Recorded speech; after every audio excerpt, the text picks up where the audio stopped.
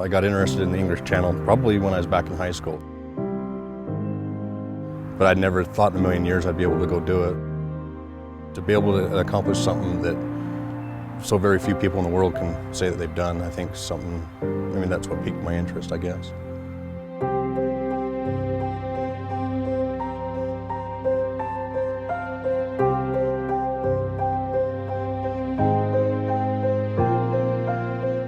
I got to know Gordon just swimming, all the time swimming. I was messing around on Facebook, I don't know, 5, 6 years ago, I guess it was, and found Salt Lake Open Water. And they were putting a race on at the Great Salt Lake, and it piqued my interest, and then from there it just kind of blew up. When he told me at Great Salt Lake that he was gonna swim the English Channel, I just was like, all right, you know, I'm gonna see what I can do to make this happen, you know, help him get to that point. So he made a conscious decision that he was going to help me with my workouts and help me from there. I mean, he's done it before. From that point on, I knew that I could do it.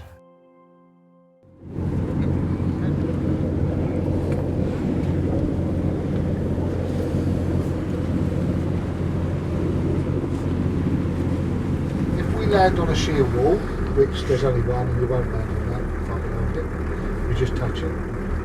If you land on the rocks, you're supposed to get out onto a rock that is clear of the water. When I say clear of the water, I mean shore side. I don't mean, so you can stand on the rock. get a glow stick, you know, it'll be over the edge, and I'll just, you know, that's your 2-minute warning.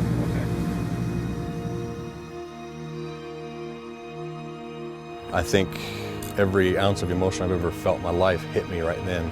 And not once in training or getting ready for it did I ever think that I couldn't do it. Until that point, I thought, what have I got myself into? Having him there as a coach, I mean, he's done it before. He's done all this, and having my wife there pushing me the whole time is what I needed. And it was just, was probably the best thing right then and there. There was a portion, probably about 14 hours, 15 hours into it, when I actually thought that, I don't know if I can make it. And it wasn't because I hadn't trained for it or I hadn't done all that other stuff. It was because I just kept getting nailed with them jellyfish, and it was just tiring. I mean, it was just knocking all the energy out of me.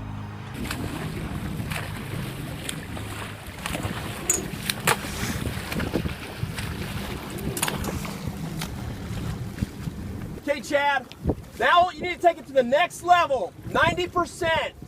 I was madder than hell, to be honest with you, because he just kept pointing and doing this, and when he does this, I know pick up the pace, and I don't want to disappoint Gordon.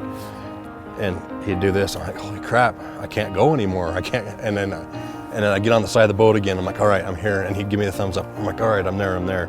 Next thing I know, the boat's going, I'm like, holy crap, really? And he's over there pointing and doing this again. Yeah, and I knew that was, I knew it was in a way cruel, but it was required, yeah. I know it seemed like forever later. I looked over and Gordon's in the water next to me, and I know that he can get in and swim with me and pace me. And then I realized at that time that I had made it. I don't know how to explain it.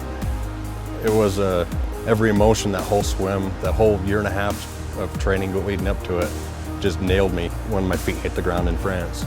And it hit me so hard I couldn't walk. That's the way I look at it. You set a whole bunch of small goals, and the smaller goals are easier to make. But in the middle of all these small goals is a bigger goal that you've got to hit.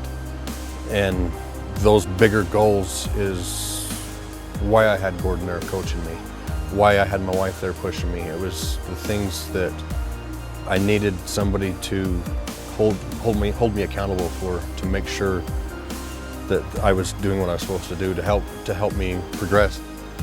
I've looked up to Gordon since I've known him. I mean, through all the frustration and everything I've done, he's been there with me in the water. The dedication that he showed me and give me, and for him to be over there to England with me, it was just another reason for me to have that much faith that I could do it. If you've got the resources there to use them. I mean, Gordon, he was at my beck and call. I mean, I picked his brain quite a bit about certain things, and I don't know, like I said, he became a brother to me because we spent so much time together. If we can get to a point where every one of us in our business is thinking in terms of what do I need to do right now to be my best, and then realize that we are very fortunate to have so many people behind us, coaches, managers, team leaders, directors, peers, and hopefully at the end of this, customers that are pushing us each day to just be our best. I mean, that's the spirit of what coaching really should be, is everybody surrounding each other to focus that energy towards our customers.